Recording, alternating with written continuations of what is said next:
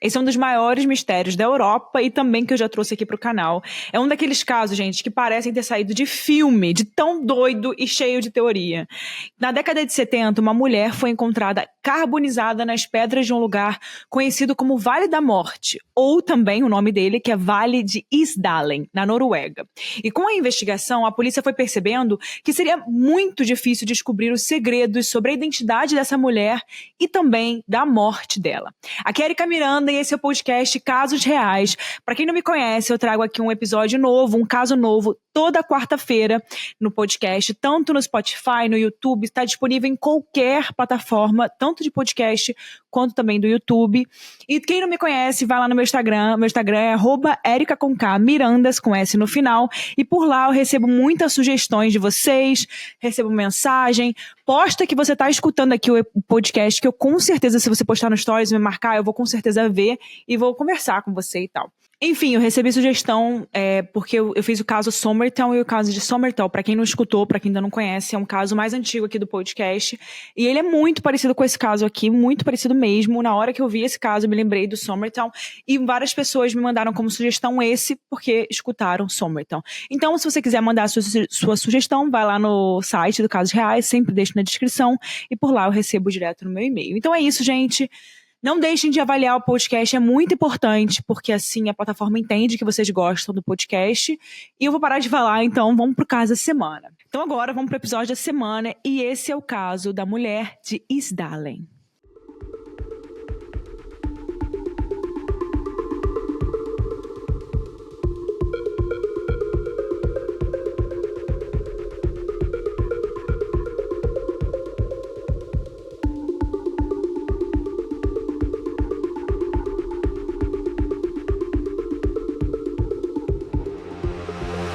Esse caso ele começa em 1970, na cidade de Bergen, da Noruega.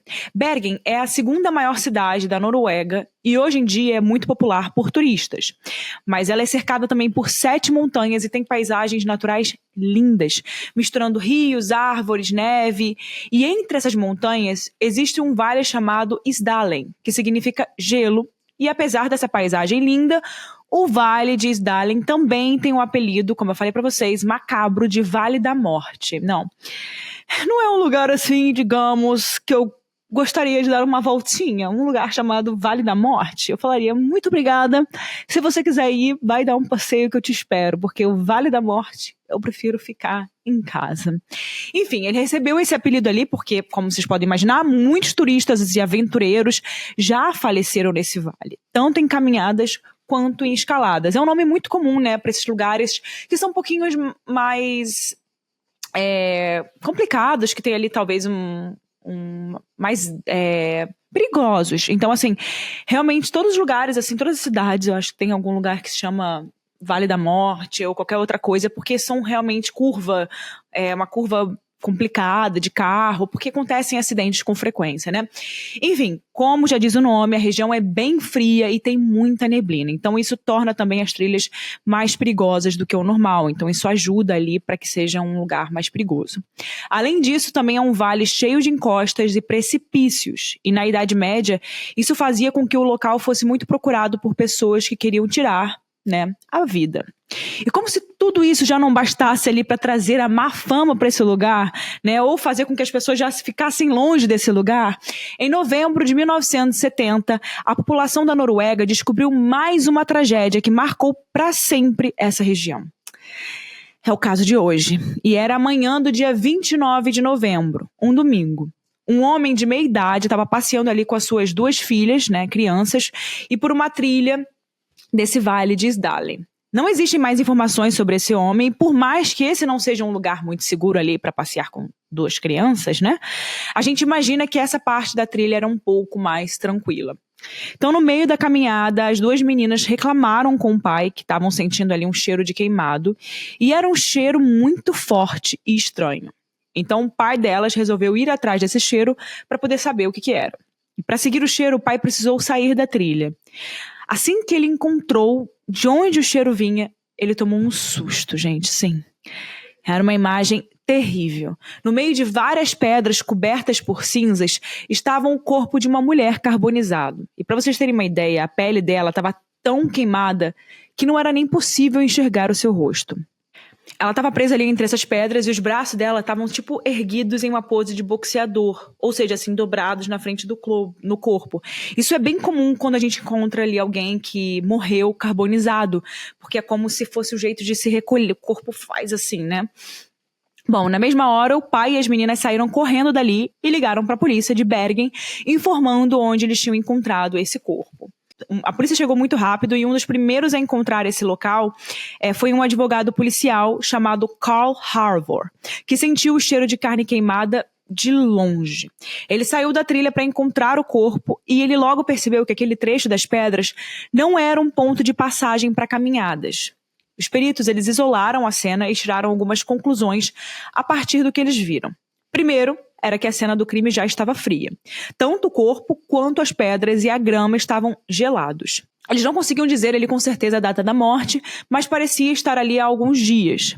E não era possível saber a aparência da vítima, já que ela não tinha mais rosto por conta ali do fogo. Então, tudo queimado. Uma parte do cabelo dela ainda existia, então ela parecia ele ter cabelos castanhos e curtos. E perto do cabelo tinha os restos de uma faixa azul e branca que ela devia estar ele usando na cabeça na hora em que morreu. E também tinha um detalhe muito estranho, além de tudo mais, né? Porque esse caso já é muito estranho. Por mais que essa mulher estivesse totalmente carbonizada na parte da frente do seu corpo, gente, as costas estavam intactas.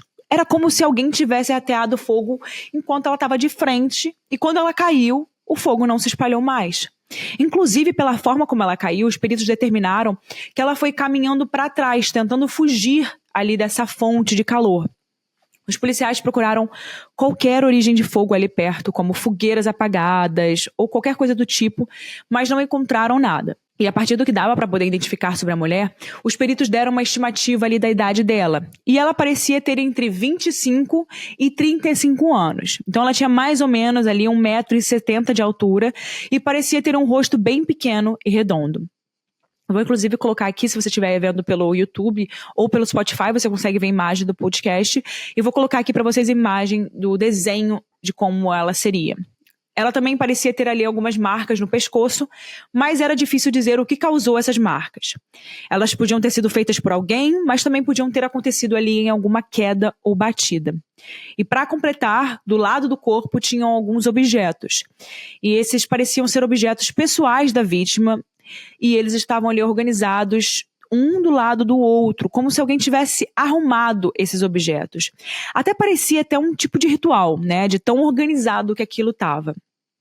Entre esses objetos estavam um relógio, algumas joias, um cachecol, meias de nylon, botas de plástico e um guarda-chuva quebrado. Já as roupas que ela usava no corpo, como você já deve imaginar, tinham sido completamente queimadas. E conforme a polícia foi analisando a cena, eles também encontraram um frasco de remédio para dormir, uma garrafa de licor e 2 garrafas de plástico, né? Aquelas garrafinhas de água de plástico. O corpo foi retirado e os peritos viram, né, que logo embaixo dela tinha um chapéu de lã meio manchado de petróleo. Além disso, também tinha alguns resquícios de substância nas pedras que pareciam ser gasolina. E quando eles viram isso, os policiais já imaginaram que alguém teria atirado ali a gasolina no corpo dela para poder iniciar esse fogo. E apesar de tudo que foi encontrado, a perícia não conseguiu achar nenhum documento ou objeto que ajudasse a identificar a vítima. Outro detalhe é também que as marcas das roupas e também dos objetos tinham sido retiradas. A gente já falou muito aqui no podcast, né, gente, quando corta a etiqueta, cortar a etiqueta das roupas. Muitas pessoas falam, mas isso normalmente a gente faz, né? Tipo, por exemplo, essa minha roupa aqui, ela não tem etiqueta. Provavelmente eu fui lá e cortei a etiqueta. É uma das primeiras coisas que muitas pessoas fazem, cortar a etiqueta. Apesar, deixa eu aqui trazer um adendo, é muito importante a gente manter as etiquetas nas roupas. Claro que algumas incomodam muito, mas algumas roupas é muito importante, principalmente aquelas roupas mais difíceis de lavar e tal, é muito importante manter, gente, porque a gente consegue saber como lavar da melhor forma e qual o tecido e etc. Então, assim, só excedendo. Enfim, existem muitas pessoas que tiram a etiqueta, então talvez isso não seja a pior coisa. Mas em alguns casos, talvez isso tenha alguma ligação, porque são muitas coisas estranhas, né?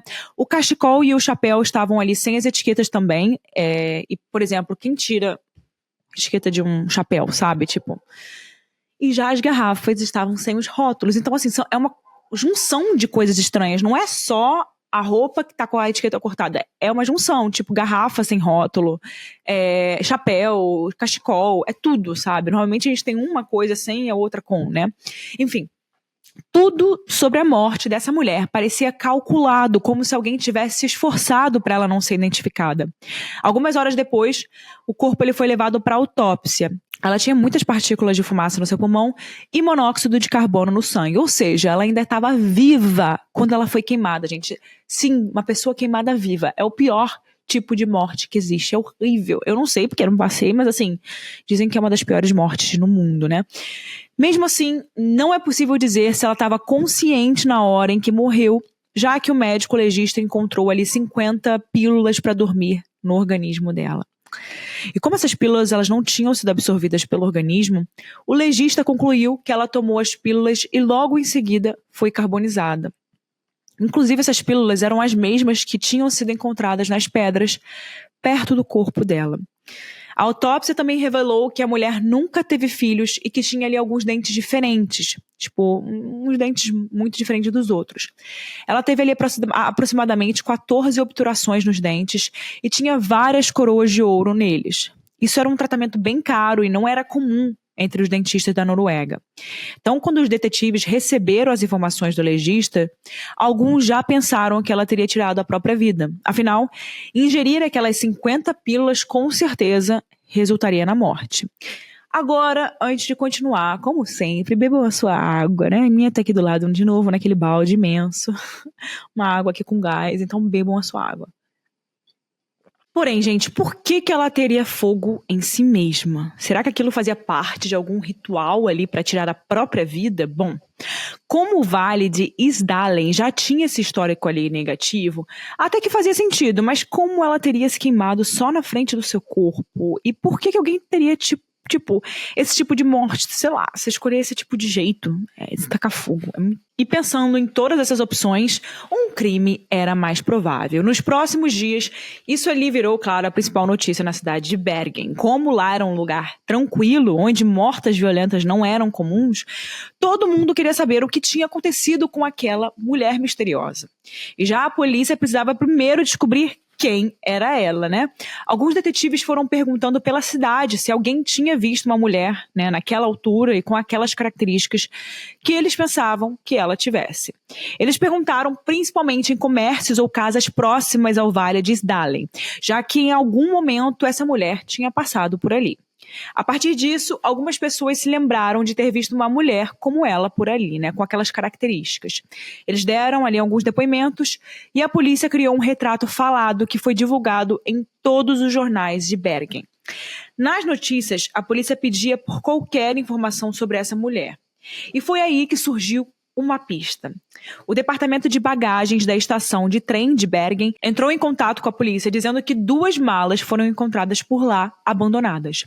A polícia recolheu essas malas, pensando que poderiam pertencer a essa mulher, e adivinhem? Sim, eles estavam certos. Eles recolheram alguns digitais ali, algumas coisas nos objetos da mala, e compararam com as digitais do corpo, e as duas eram compatíveis.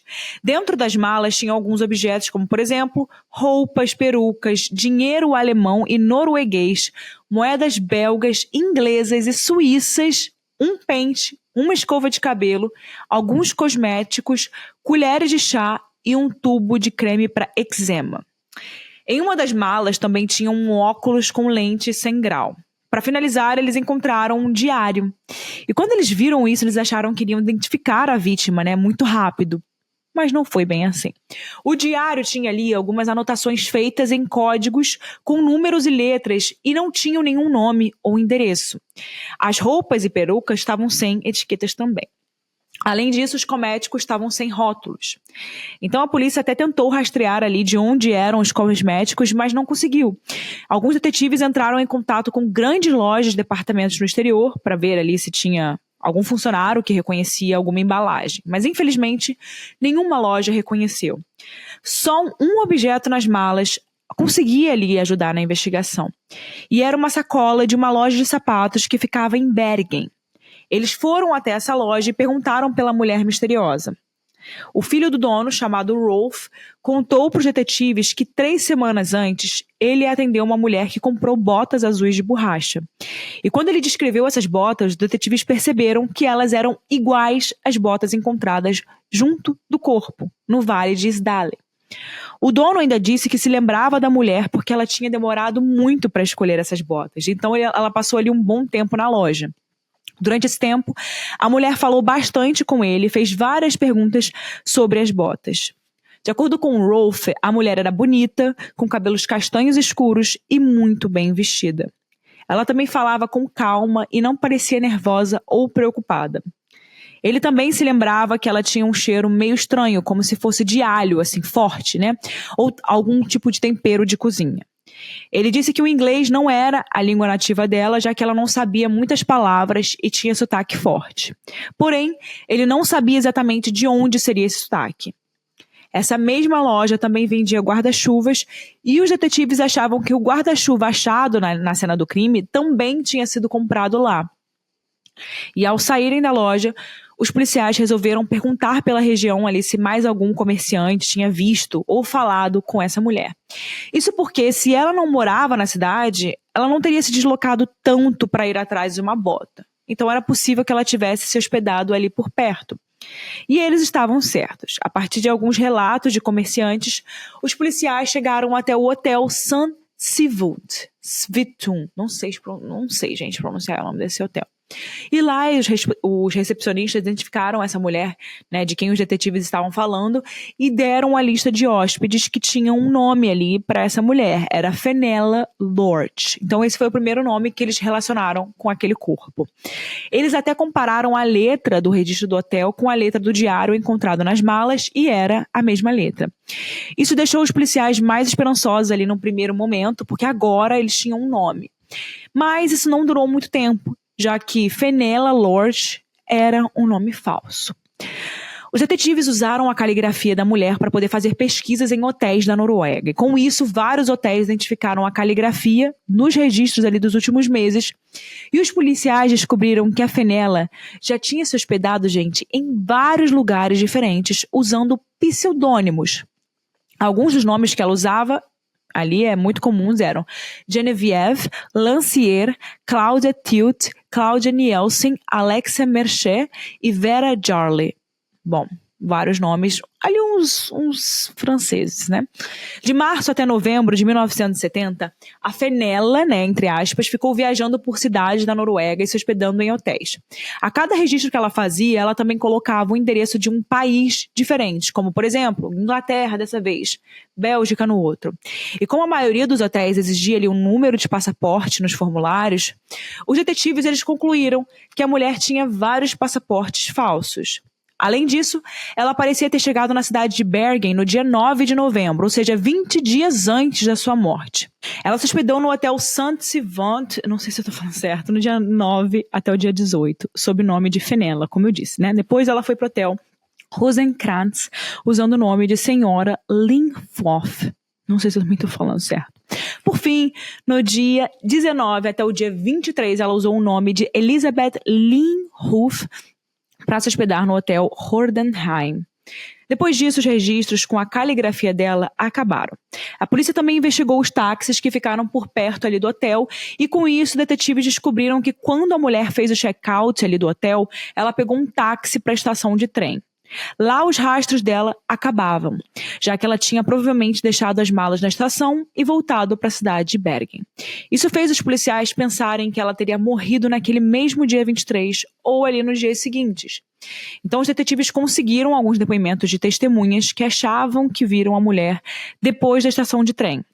Uma pessoa chegou a dizer que viu a mulher entrando em um táxi acompanhada de um homem.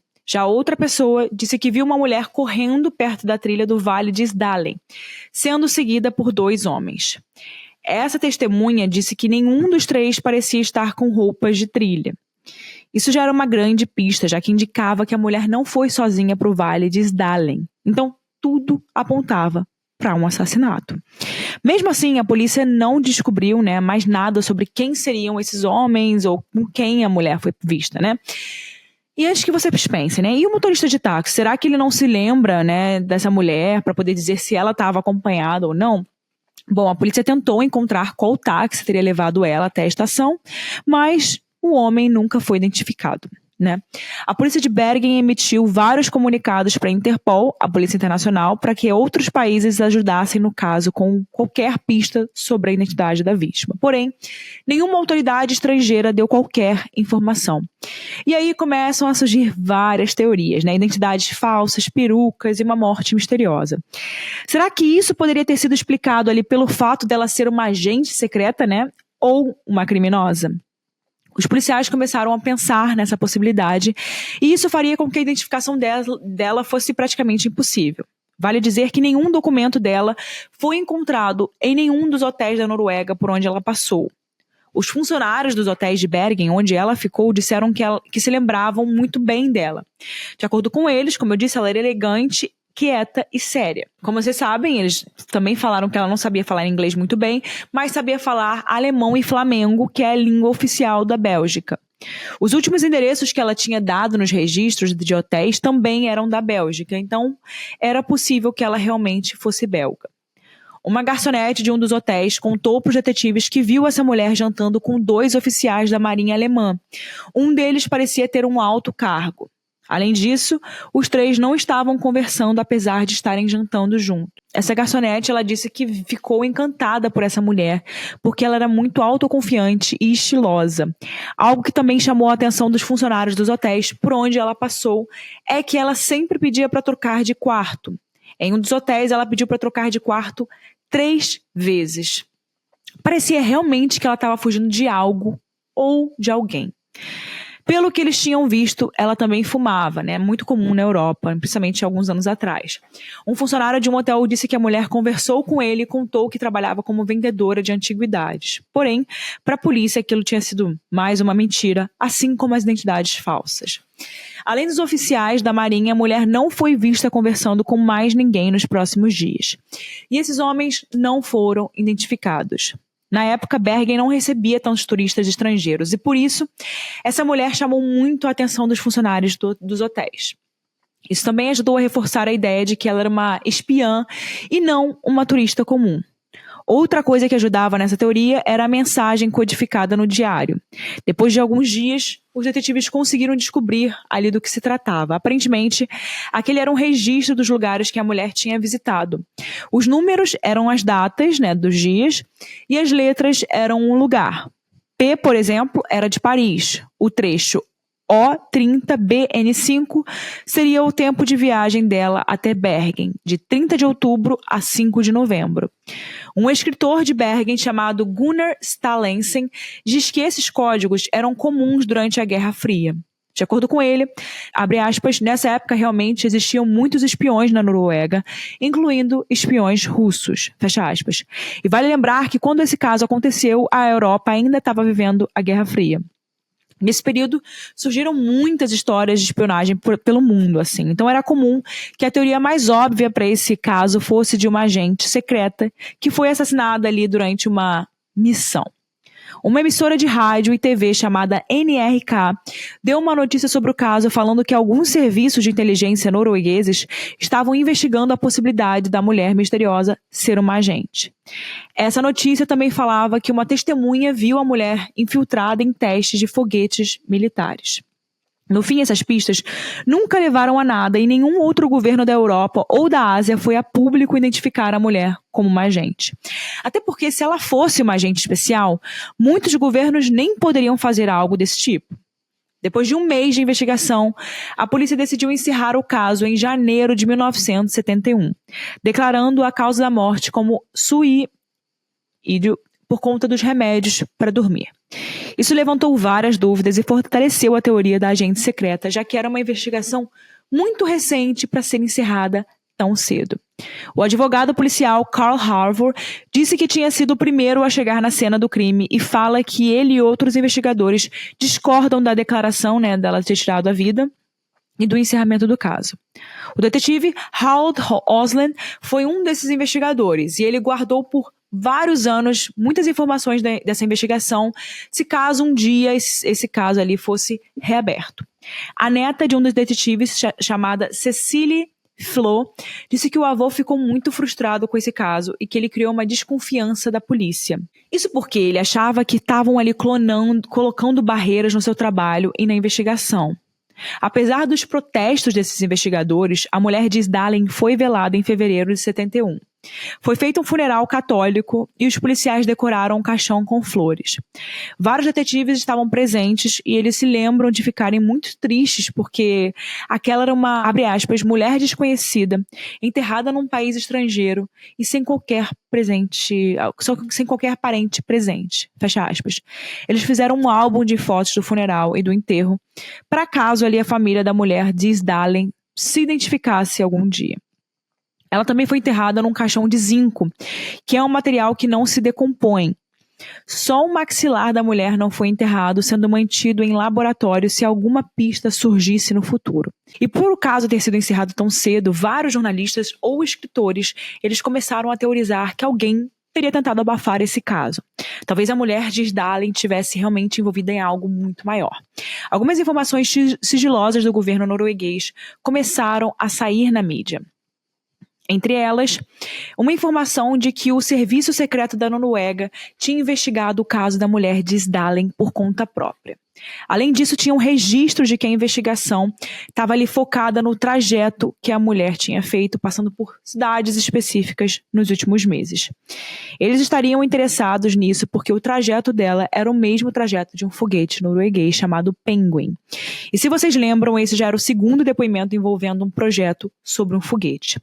Os jornalistas que estavam estudando essa teoria também revelaram que o Serviço Secreto norueguês identificou outros agentes secretos que tinham se hospedado nos mesmos hotéis onde a mulher de Sdalin ficou.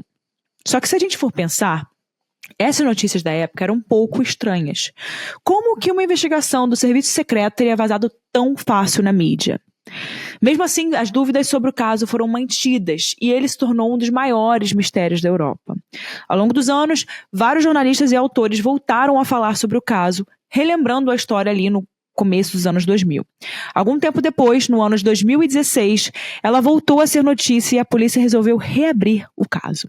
Até aqui já tinham se passado 46 anos, mas a polícia resolveu analisar ali algumas pistas com as novas tecnologias. A rádio NRK pediu para que novos retratos falados fossem feitos e o artista americano Stephen Missel criou ali algumas versões alternativas sobre como a mulher de Sdalin seria. Nessa época, a polícia pediu para que alguns médicos forenses dessem uma olhada nos laboratórios para poder ver se algum tecido do corpo dessa mulher tinha sido armazenado. E, felizmente, sim. O médico forense Indy Morld encontrou a parte de baixo da mandíbula, da mulher de Sdalin ali nos arquivos forenses do Hospital Universitário de Haukeland. Além disso, ele também manteve várias amostras de tecido dela ao longo dos anos, já que na Noruega é comum que eles guardem ali todas essas amostras em casos não solucionados. Essas amostras incluíam tecido dos pulmões, coração, rins e ovários, e também ficaram armazenadas no hospital universitário. Com isso, os médicos forenses fizeram vários testes e descobriram algumas coisas interessantes. Pelos dentes, eles conseguiram saber qual era a água que a mulher bebia, onde cresceu e como era a alimentação dela.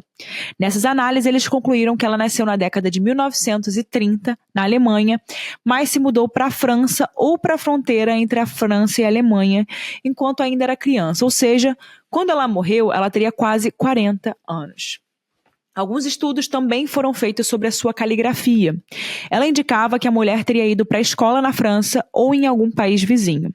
O DNA dos tecidos confirmou que ela era europeia e a polícia também emitiu mais um comunicado na Interpol pedindo para testes de compatibilidade do DNA dela com a base de dados internacional.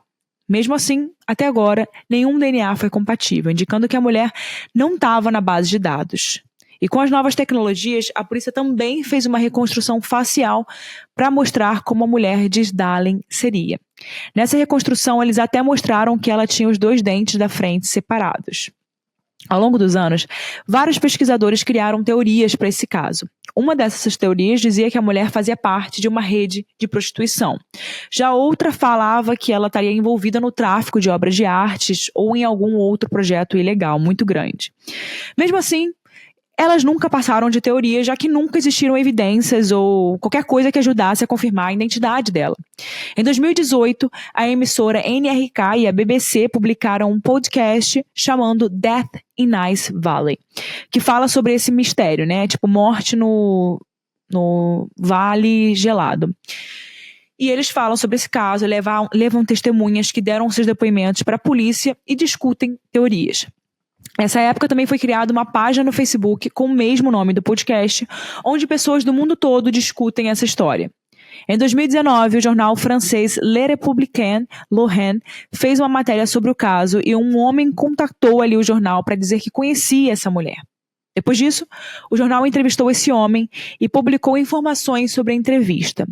O nome dele não chegou a ser divulgado porque ele pediu para permanecer ali anônimo, mas ele era francês e disse ter namorado uma mulher na década de 70. Ele falava que conheceu ela em um bar quando ele tinha 22 anos. Eles teriam conversado sobre arte e fizeram amizade.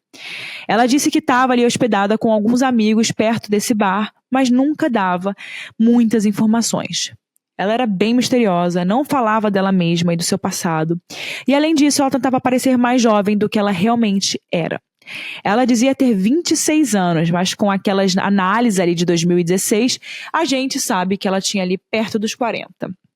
Esse homem ainda deu mais alguns detalhes sobre o tempo que namorou com ela. Era sempre ela quem marcava os encontros dos dois, e além disso, quando ele visitava ela no hotel, ela recebia muitas ligações do exterior. Durante essas ligações, ela sempre ligava o rádio bem alto quando atendia o telefone para o namorado não ouvir as conversas. Ele diz que certa vez encontrou várias perucas em uma bolsa dela, junto de passaportes falsos e alguns óculos. Ele não chegou a questionar ela sobre isso, né, por medo ali de que algo pudesse acontecer com ele, já que ele tinha ali uma sensação, achava que ela era espiã. Depois disso, eles se afastaram e ele ficou com medo de entregar ela ali para as autoridades. Esse homem ainda falou que roubou uma foto das coisas dela em que ela estava andando a cavalo. Ele mandou a foto para esse jornal e eu vou deixar aqui essa foto para vocês verem, muito interessante, né? Apesar dessa história dele não ser muito detalhada, não tem como a gente saber o quanto disso é verdade ou não. Afinal, esse caso ficou muito famoso ao longo dos anos e é totalmente possível que esse homem tivesse inventado essa história. Ou seja, é até possível que ele se envolveu com uma mulher misteriosa, mas que ela não fosse essa mulher, diz Darling.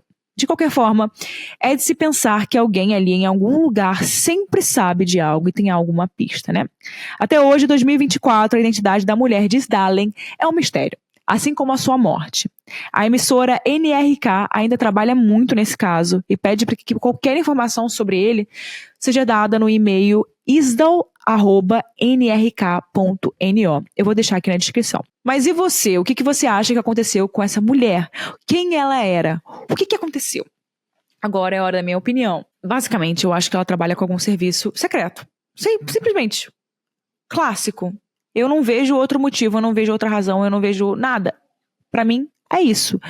É uma pessoa que dizia ser mais nova, pelo que a gente entendeu, mas tentava parecer mais nova, mas era mais velha. Era uma pessoa que naquela época não tinha filhos. Uma mulher naquela época que não tinha filhos na idade perto dos 40, é sinal que talvez ela tinha um trabalho muito específico, né?